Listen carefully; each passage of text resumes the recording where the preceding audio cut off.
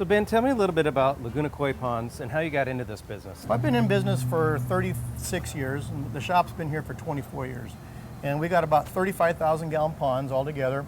We go to Japan twice a year, once in October, once in the springtime. You know, I can pick the best ones that way and bring them back for our customers. So tell me what's the difference between a show koi and any other?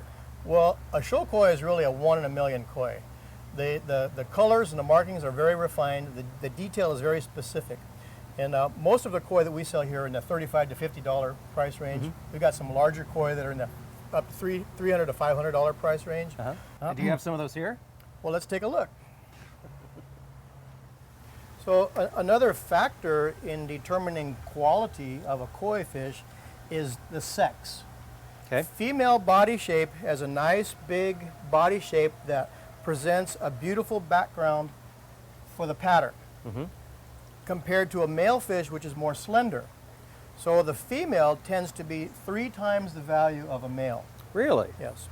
And in the koi shows, the females always win the big prizes. Are these all females then? We've got 4 females and 1 male in here. Go ahead.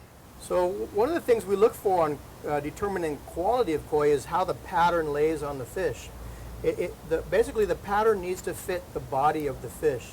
So the head should look like a little cute face. Here's one that has like a little button nose and looks like a little face, right? And so that's the first thing that greets you is their face. So you want to have a nice looking face on the fish. The shoulder area is the more powerful, broad part of the body, so the pattern needs to be large and powerful and artistic. And then the pattern on the tail needs to be a little more dainty, a little more refined, so that the tail doesn't look too heavy. So the pattern fits the body of the fish and also is balanced side to side with round, artistic markings.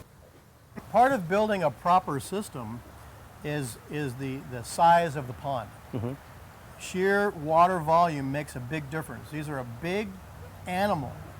Koi can grow very big in a very short period of time. You get a 1-year-old fish at 6 inches, you get a 3-year-old fish that's 24 inches. So what we want is as big of a pond as possible, 1,000 gallons minimum. 3,000 to 5,000 gallons is preferable. It's a better environment for the long term of the fish. You have an animal that can live 25 or 30 years, you want to give them as good of a nice of a pond as possible. Another aspect is the sheer depth. This pond here is actually 4 feet deep. That gives the fish plenty of room for swimming and exercising, and the depth also helps to stabilize water temperature. So in your cooler, higher elevation type climates, it's going to help keep the water warmer. In your desert climates, it's going to help to keep water cooler. Let me show you a good water garden. Okay. Right over here we have a water garden with lilies. This is only 12 inches deep. It's a nice setting for small mosquito fish and maybe some small goldfish and some aquatic plants, but we wouldn't put koi in this. Okay. 12 inches deep is just too shallow for koi. The temperature will fluctuate too greatly, and you have a high risk of predators. We have a lot of raccoons and birds that can just get in here and eat your fish. Plus the heat of the water is going to be too high for the koi, and that's what's making these plants take off and go crazy, right? Yeah. So what's good for the plants is not always good for your long-term health of a koi that's going to live 20 or 30 years. So Brian, here's a beautiful pond that we designed and maintained. Oh, it's It was actually built with the health and safety of the koi in mind. It's about 3,000 to 4,000 gallons, so it has a lot of volume for stability. The water's 3 to 4 feet deep, and it was actually designed to help protect the koi from predators. So the fish have become very friendly, Oh, yeah. and it's not overstocked, so they got plenty of room to swim and stay healthy.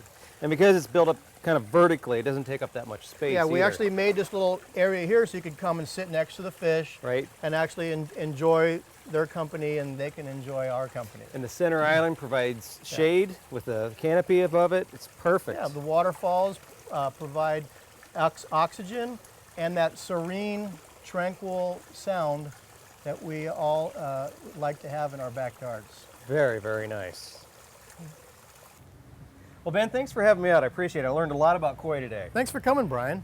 And it sounds like the best takeaway for the homeowners is if you're going to do a koi pond of your own, is to do your homework first and contact a professional before you dig that hole, right? That's right. There's a lot of details you don't want to miss to get it right the first time. So hire a professional, do your homework, read up as much as you can first, and just do it right the first time. That's right. All right. Thank you very much. Appreciate it. Thanks a lot for coming by. You bet.